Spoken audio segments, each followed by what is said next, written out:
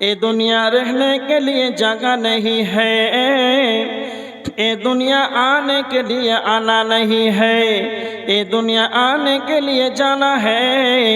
ये दुनिया आने के लिए आना होता तो जगह ही नहीं मिलता।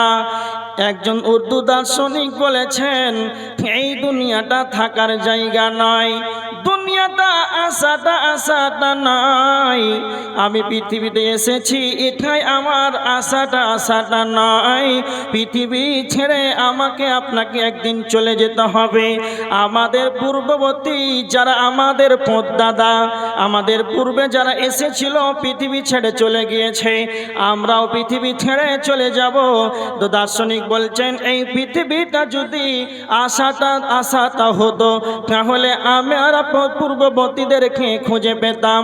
তার মানে এই পৃথিবীটা যদি থাকার জায়গা হতো তাহলে এখানে কারো জায়গা হতো না, পৃথিবীতে মানুষের কোনো জায়গা হতো না।